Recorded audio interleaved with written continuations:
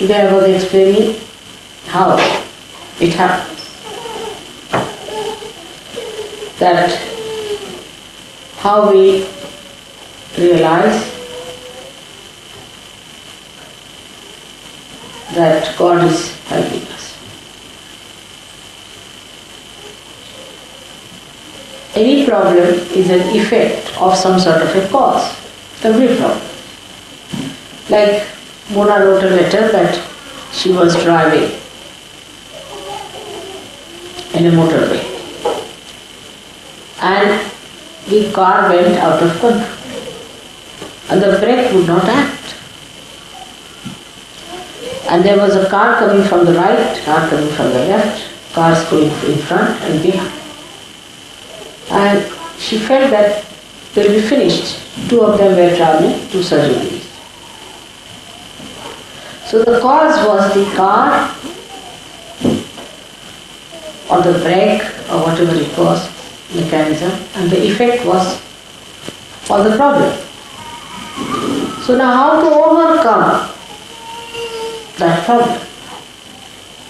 Supposing you try to neutralize the effect, you cannot because cause is still there. You try to improve the cause, it doesn't work out. Then what will you do? One thing one has to remember, that God Almighty has loved us. In His love, He has created us. He loves us. He is the Father who is the last word as far as the Father's affections are concerned. He is the greatest of greatest compassionate Father who wants you to enter into His kingdom and enjoy the bliss of His creation. He has not created you just to be wasted, to be frittered away, to be thrown away, to be in the hell all your lives. He has made you to respect you, to love you, and to give you what you deserve. The problem is we do not believe in ourselves. We do not love ourselves. How can we then love God who has created us? This is the biggest problem. And when we love ourselves, we become really selfish. And when we become selfish, we destroy ourselves more. Because that is like love-hate relationship, I say. That actually you hate yourself to be selfish. Because selfishness one can never enjoy. It is a joyless pursuit. That's why one has to understand that first and foremost understanding should come to us that God has created this universe, the whole thing for us. And He has created this beautiful instrument within us to have our second birth, to know Him, to know His greatness, to know His powers, and to be the master of those powers that He has. Any father or mother is always happy when he can give away all that he has.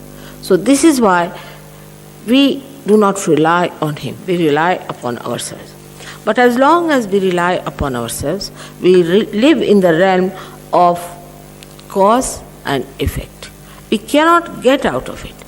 We cannot jump out of it. To jump out of the realm of cause and effect, one must first of all know fully well that it is God's love. In any case, He is going to save us. He is going to look after. He is going to worry about us. Believe that He exists as a living God. It is very difficult for an ego-oriented society to accept such a concept that there is God still living when science says there is no God. Kundalini, wherever it will go, it will clean, it will nourish. This is one quality that we must understand, that it is not tarnishable, it cannot be spoiled, it cannot be ruined. Moreover, it cleanses, it nourishes. But because it thinks, it knows how to nourish you up to what point, how to go, how far to go, or it stops. But thinking is not vocal. It doesn't say anything. But when it goes around these chakras, it makes a sound. And these sounds are made because the movement of Kundalini through these chakras creates a non-percussion sound pass through these, creating sounds, and these sounds are then jotted down or heard by great saints and used in the phonetic language of Sanskrit. Now, this purifying fire within you, or the purifying force within you, or the power within you, goes and first of all enlightens our attention, which is in this part. As you see the green part, this is the attention. But the movement of attention then starts moving in all directions. Now when your attention is enlightened, what we call, you become collectively conscious. But still, how do you go beyond cause and effect is the point. Now this Kundalini being pure, no cause can be attached to it. No cause whatsoever. So if you can enter into the Kundalini on the principle of it, no cause can get attached to it. That's how you go beyond cause and effect. But how do you enter into the Kundalini? That's the main point. Main problem is, how do we enter into the Kundalini? Supposing you are paying attention to me and I say pay attention to yourself, you cannot. Even if Kundalini rises, your attention is attracted inside, still you cannot pay attention inside. So how do you pay attention inside? Is through this enlightened attention. This attention which is enlightened has a power to take your attention inside to the Kundalini. And that's how you enter into the realm which is detached. That's like fortress. Nobody can enter in there. So when you are in thoughtless awareness, when you are not thinking, you are in your fortress, nobody can jump at you, nobody can trouble you, all the causes drop out. That is why it is necessary first to practice, to be in that thoughtless awareness through the practice of SahajaYoga to begin with. So that you learn how to enter into that state, how to enter into that state. But first and foremost thing is that your Kundalini must be awakened, then it must be allowed to move properly. You must cooperate, you must know how to do it and raise it so that you keep it at least, if not above, at least in the brain. But best thing is, if it comes out, then you have no tensions, no worries, because everything that you have passes into your attention. Attention touches the Kundalini because you are a realized soul and leaves it in the force of the Kundalini, in the current of Kundalini, and this current takes away everything that is out. And that's how you are cleared. This is a very, very simple way of explaining how you go beyond cause and effect. And this is what happens. But for that, it is necessary that you must learn how to enter into your Kundalini, how to keep your attention enlightened. Now it's very easy. Your attention gets involved into anything through your thoughts. Because when your consciousness entered into you, being the prismatic plane, like a prism, your attention has gone out. Now to keep this attention detached, you have to make it a pure attention. To begin with, you must try to put attention inside, to be a witness, try to be a witness. But how? How will you know that you are a witness? You have to be in thoughtless awareness. When you are in thoughtless awareness, then what happens? That you are detached. You are seeing everything. Kundalini is the only way you can go into thoughtless awareness. Your attention can go. Now, for us today to decide, first of all in our hearts, that we'll take to peaceful methods. When we are traveling, we'll be taking to peaceful methods. Anybody who is trying to provoke you or trying to create a problem or divide you on any issue whatsoever, run away from that person as fast as possible. Anybody who talks of peace, the peacemakers, stick on to that person. then only you will understand that you are also getting peace.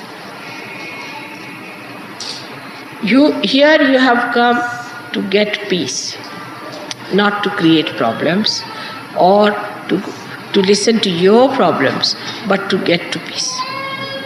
Peace is a nature or is the quality of your spirit.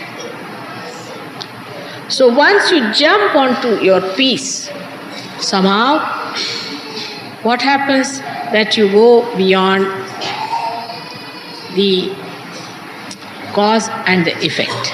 You are beyond the cause and the effect.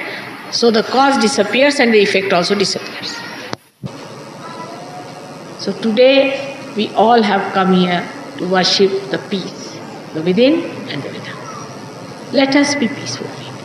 Let us not join groups who hate, who talk vague, who want to hate one person, want to create a group who says we the Americans or we the this. Just in SahajaYoga, you must learn from people who have advanced, who have very much progressed. So the cause was the car or the brake or whatever it was, mechanism, and the effect was for the problem. So now how to overcome that problem? Supposing you try to neutralize the effect, you cannot because cause is still there. You try to improve the cause, it doesn't work out. Then what you do?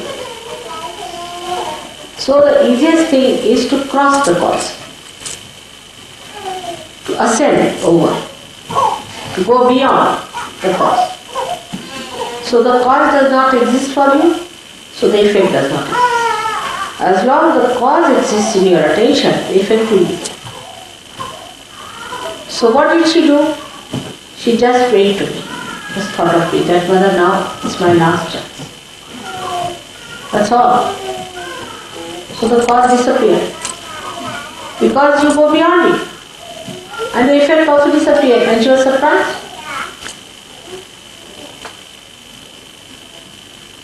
So you must ascend away from the cause.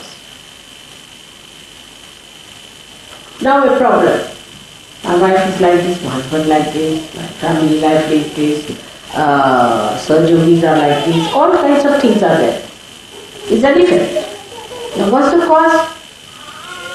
Is such and such person. Alright. Now how do you get negation of the cause? Surrender. You have the right to do that. You have a knack to do it.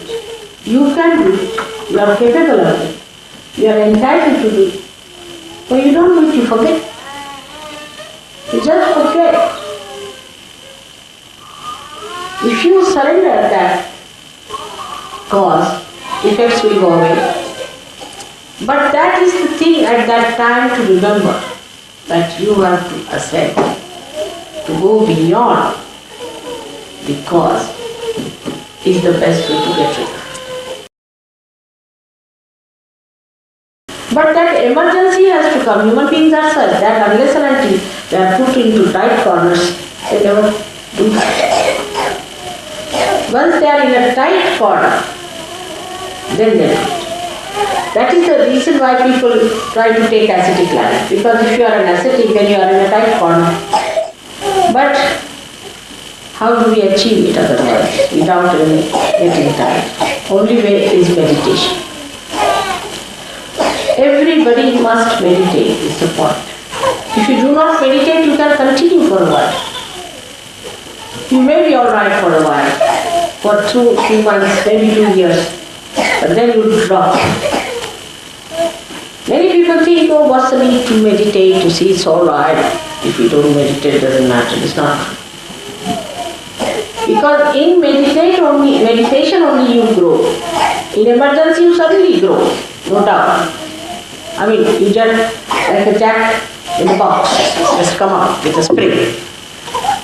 But if you have to have a continuous growth, then you must meditate, allow the thought after thoughts coming, and then allow them to subside, because you rise into the state of thoughtless awareness, and in that thoughtless awareness you grow. And you grow in your detachment to the cause of all the effects. If there is no cause, there is no effect. But this is the problem with us, is that we do not meditate normally. Only when it comes to absolute last point, now you have to fall in the well, then we think of it. Maybe at that moment you are helped, but you don't grow. Growth can only come if you meditate. That is one very important part, is complete help to people who meditate. In the normal life, how do we grow? If we have no oxygen, we cannot grow. We have to have sufficient oxygen, we have to have sufficient food, we have to have all these things. But in spirituality, you grow through meditation. There is no way out. Those who think they can grow are bumptious. Actually bumptious people. Because they can talk a lot about SahajaYoga. I've seen people who talk too much about SahajaYoga. They can give big lectures, this, that, but have no vibrations at all. They can't do any work for SahajaYoga. They are not collective, they have no sense to be collective. All kinds of problems. But the growth is to be achieved through meditation. That is one part. That is, we can say, is the worship, is the puja. Then you don't have to give up anything, you just become detached. Detached from the cause itself. May God bless you.